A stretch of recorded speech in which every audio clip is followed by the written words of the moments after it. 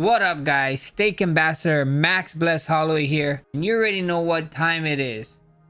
It's time for another UFC Bless breakdown. This week, current champ Dricus du Plessis takes on Khamzat Chimaev for the UFC Middleweight Championship. Let's see who walks away with the belt. As always, Steak has the best odds and offers available. So make sure you use my code BLESS319 to join in on the fun. To be the best, you gotta beat the best. And the best is Steak. Let's get to it. Let's go, guys. Let's go. Oh, this is a fun one. This is a fun one. This is a fun fight. It's a fun fight. Let's see the card.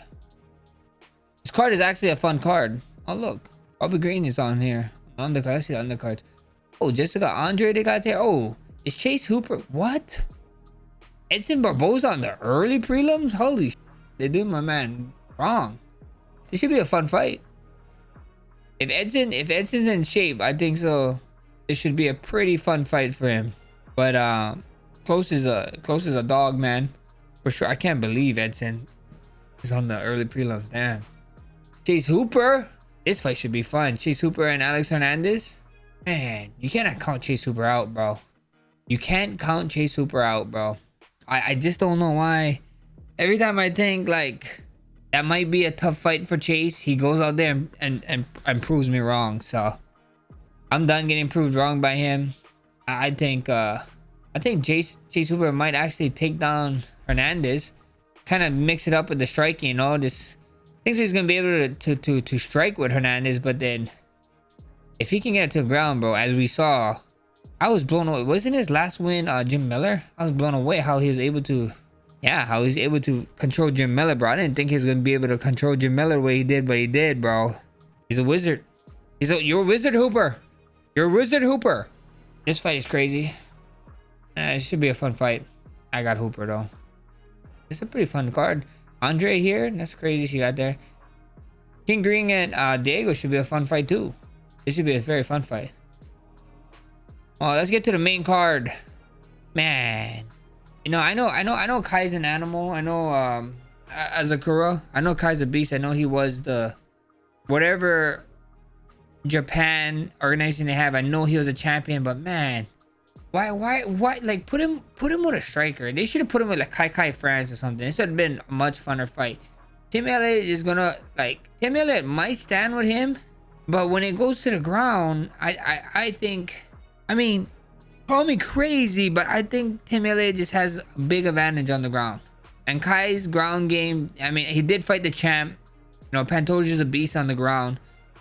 And Pantoja did what he did. He is a champ and he is an animal on the ground. But Tim Elliott is like super weird, bro, on the ground. I don't know. I think this is a terrible fight for Kai, bro. I think the matchmaking, they want to build up Japan and they're just sending him, I think, in a different way, man.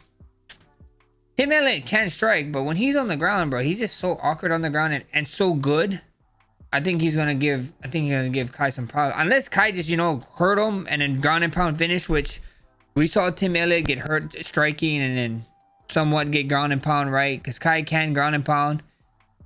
Man, my heart is saying Kai, but my head is just going Tim. This is a tough fight, man. This is a tough fight for Kai. I roll with Tim. I think Tim, if Tim don't submit him, I think, or ground and pound finish, I think Tim just controls him for a bunch of the time on the ground and ekes out the decision. I'm going to Tim Elliott on the open. Michael Page and Jared Cannonier. This fight is actually going to be, this fight should be, I want to say it's going to be fun. It's going to be a fun fight. I don't believe Jared is going to overpush the fight. And Michael Page is a counter fighter. It will be exciting if someone gets finished, right? These guys can both finish each other 100%. Michael might finish a little bit more flashy, but I think this fight just might be, I'm leaning towards this fight just being a little bit more boring, just because the fighting styles, like Jared's not really an over aggressor, you know. With someone like Michael Page, you need to kind of over aggress to get him out of his stance, make him mistime his bounce when he's hopping, you know, and not really give him time to counter. So you gotta like over commit, because if you're just gonna play that, like, you know, that that touch and go, that tap stuff with Michael Page. It's not gonna be fun. It's not gonna be fun for you, and it's not gonna be fun for the fans to be watching. I think his fighting style is either gonna be really exciting, he's gonna knock you out with something amazing, or he's just gonna keep tagging you to death, and that's not fun for you. So this fight is super hard. I like both guys. Both guys are really good. Like I said, I don't see Jarrett taking too much risk and trying to over pursuit. I could see Jarrett maybe pinning him against the cage here and there, but not trying to really mix it up too much in the striking. This fight to me is going to be more technical. I think Michael Page is going to be super technical like he always fight, looking for that big finish, but I don't know if Cannonier is going to give him the opportunity. This fight, I gotta roll with Page. I got Page. I don't know why. Actually, I do know why. I don't know why. I think Page is just going to tag, stand outside, stay long. Again, I think Jarrett is not going to press the issue. If Jarrett do overextend himself, it's going to be in the later rounds when he feel like he got to get behind or closing of the round, because he probably is going to feel like he's not doing enough to win the round. So I got to rock with Venom on this one. This fight is wild, dog. This fight is... I don't know who to pick on this fight. This fight is great. Neal is an animal, and Carlos Prates? Prates. I think it's Prates or Prates. Carlos Prates is a beast, bro. As we see, as you guys all saw, he's an animal. He's good. His last fight was winnable. You know, he had that time of just keep on ground and pounding. I don't know what was going through his mind. He probably was tired. You know, it happens to the best of us, but not. I think I know it's gonna be a striking fight. Neal like throwing those things. Carlos like Prates like love throwing those things. So it's gonna be fun. I think this fight right here could be the potential fight of the night. It has the running for being fight of the night. This could be a really fun fight. And then boom, when it happens, like I said, it's gonna be a really fun fight. Boom, it'd be boring, and then this fight actually being really, and this fight actually be real exciting. Imagine that. Imagine I say this fight, I don't think this fight is going to be too exciting for the fans. Boom, it's a banger fight of the night, and then this fight is actually the boring one. Imagine that. I'm not really picking anybody on this side. I like both guys. I can see both guys winning. I think this is a evenly matched. A lot of people might call me crazy. I think so. A lot of people are still in love with the Prates hype. I think he's very good. I know Neal is very good. Neal got to mix it with some of the best in the division. So at the end of the day, it's hard to pick on this one, man. I'm gonna skip this one. I'm gonna let in the comments, comment below. Tell me guys what you guys think. I want to see who what the Blessed Express is leaning towards on this one. I really feel like this fight is really closer. Like this fight is probably one of the more closer fights in the card than a lot of the other ones. Lerone. I'm calling him Leon, bro. It's Lerone Murphy. And we got the co-main event, bro. You don't know how excited I am, bro. You don't know how excited I am. I rarely watch MMA, but I did come across Aaron Pico a bunch of times. You know, I love his fighting style. I know he's a wrestler with some heavy hands, with some boxing. His boxing is really good too. I believe he got a bunch of finishes with knockouts. He's a fun addition to the UFC. He's one of those guys when we saw the other promotion going down and they was trying to figure out who was gonna come over. You know, I was hoping that he'd be one of the guys to come over so we could see his full potential, and I'm excited that he's finally here. And he's fighting no slouch in Leon Murphy. You know, 16-0. A lot of you guys are gonna call me crazy for this pick, but man, with Leon's when Leon's fight with Dan, when we was there, yeah, I mean, some people might call me biased just because Dan is a Hawaiian or whatever. It was a really close fight. It was a close fight. A lot of people had the judges had him. A lot of people had Dan winning. I think that was a very tough fight for him. And with Dan being able to have that type of fight with Leon, Aaron Pico is going to be super fun. I mean, Dan was giving Leon somewhat of a hard time with the wrestling game. You know, I believe he did get him down. Dan was hanging in there with the striking. You know, of course, Leon was Leon was ahead a little bit with the strikes, but Dan was hanging right there with him. I think Dan hurt him too. I believe Dan hurt him. I may be. Fight was a while ago. I believe Dan did hurt him in that fight. I think Dan hurt him in his shot, which kind of blew my mind when we saw it in the back. But yeah, I think that did hurt him. With that being said, Aaron Pico, if you don't know who he is, you should look him up. For all you UFC fans, for all you new MMA fans, he's an animal, man. The guy can wrestle. The guy can strike. This is gonna be a fun fight, man. It's gonna be a fun introduction for him to come to the UFC. I think he go in there and not have his way. I don't think he have his way in there, but I think this fight is gonna be a hard fight for sure for both men. I think he might edge it out with a decision. You know, I think he has the wrestling to be able to put Leon down, to hold Leon down for a little bit, and if Leon somehow can get up or strike, then Leon is gonna have to work. Lerone. I'm calling him Leon, bro. It's Lerone Murphy. Lerone is gonna have to worry about his boxing, man. Aaron's boxing is no slouch. He's no slouch in the striking game. I like Pico's fighting style, man. He's a fighter. He comes to fight. He don't come to just win. I think he goes out there. I think he does his thing. I think he has enough wrestling, enough striking to irritate Murphy, and you know, to at the end of the day get his hand raised. So for this one, we're rolling Pico. If you don't know, go search the man up. It's gonna be a fun one. Main event, guys. What y'all been asking? What y'all been harassing me in my live stream? For those who don't know, kick.com/Max Holloway. I stream almost daily. At least couple days a week. We on there. We're doing Stake US Gamma streams, Apex Legends. I mean, I can't do Apex right now because my hand is down, but we're playing games there. We're doing Stake US there. Come on to the Kick to the stream. Come say hi.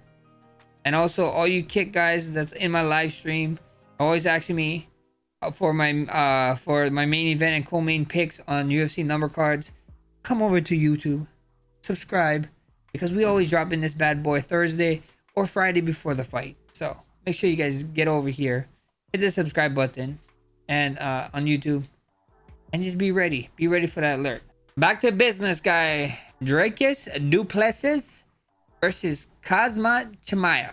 Who wins, bro? I like both guys. Both guys is awesome, bro. This is crazy. I understand why, but this is crazy. The champion, especially who the champion beat, is an underdog by 150. It's kind of crazy.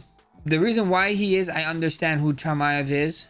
The one biggest thing that I can point out that I hope this fight that du Plessis watched was the fight that Chimaev fought Kamaru Usman. If you watch that fight, not many people are gonna pick up on this, but here's a little spoiler for you guys.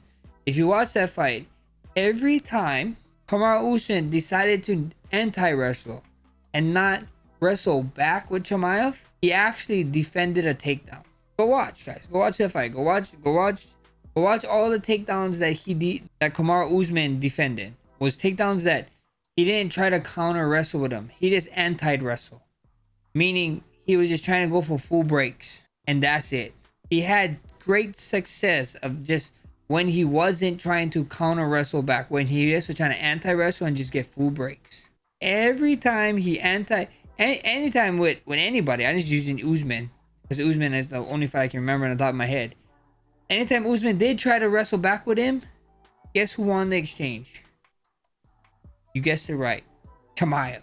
Guys, if du Plessis took anything, I mean, I saw his coach talking about how they want to take the wrestling to him and whatever. That is not the way you're going to beat him. This guy is just going to wrestle back with you. You need to anti-wrestle him. You need to not wrestle back. And then maybe later on get him tired and you wrestle back. But, I mean, we all see it. We all see it on Instagram. We all see it on YouTube. It's like, how do you get ready for a style like him? Like, he runs at you. He does it. He's a over pusher, and then he's like a too much laid back counter striker, and then he just wrestles like he does like a power double close, and then he shoots far and then goes to like for an ankle pick. There's just so much that du Plessis does that you cannot get ready for one thing. The man is a wild man, bro. It must be a headache getting ready for him. At least with Khamzat, you see what Khamzat does. He goes in there, he shoots, if his shots fail, he comes up to a body clinch. And then he tries to come to a body clinch, and he tries to get you back down. You know what I mean? It is so hard to pick, bro. I don't know, man. I don't know. You can't disrespect the champion. That's why. Cause look at who he beat, bro. He beat. You know what I mean? Who's who? I mean, then you look on the opposite side with Chimaev. Look what he did. He's like convincing the shit out of everybody when he win his fights. It is so hard, man. Even with these odds, man. These odds is like, I understand why you disrespecting the champ, but I feel like you shouldn't. I feel like it should have been like -110 both ways. I mean, you know, if the DJ and gambler in me would go to Plessis, but my mind is going Chimaev, and the whole thing with Chimaev too that I'm really trying to know in this one is if his cardio is there. You know, with the, again, I'm always going back to the Usman fight. With the Usman fight, his cardio looked very shaky, you know, and then Usman did take that fight on, you know, a couple of days notice, and Usman's cardio was kind of great. That Usman's tired out, you know. Imagine if Usman had a full camp or whatever, it could have been a different fight, but that's not the way it played out. You know, Usman took the fight, thought he could win. It didn't happen that way. So at the end of the day, I say this. How about I say this? How about we say this? I'm not gonna pick anybody in the main event. But if it's the finish, I think it's Khamzat. And if it goes after four rounds or more, I think Duplessis wins by decision or a late finish. But 3 rounds and under, I think it's a Khamzat fight. That's the best I can do, man. It's so hard, bro. These guys are so good. They're both so good in what they do. One is just a wild man. You don't know what the hell to get ready for. And the other is like, you know what's going to happen. Can you stop it? This is a very intriguing fight. Like I said, I'm not going to pick the main event. But if I had to, I would go Chimaev's 3 and under. And then Duplessis 4 and up. Because I don't even know if he's going to go on the over. What is the over for this fight? It's crazy. That's all I got, guys. Let's go in, rethink. We're going to Elliott right here. I think they're giving Kai hard fights. I don't know why they're giving Kai grapplers. If they're trying to push him, you know, and push the Japan market. There was so much strikers that they could have put him in with. And they put up Tim Elliott. Blows my mind. We're going Michael Page here. Yeah, I said I'm not picking no guys. I like both guys here too. Skipping this one. Aaron Pico. And we're going to Aaron Pico here, right? And then the main event, like I said, I like both. I can't pick none. But if I had to guess 3 and under, I'd go with this man. 4 and over, decision, or finish over the fort, I'll go with this man. May the best man win, guys. Remember, guys, don't forget, bet with the best. The best is stake. Make sure you guys use my code BLESSED319. Go bless yourself, guys. Go stake your claim, and see you guys on the winning side. Later.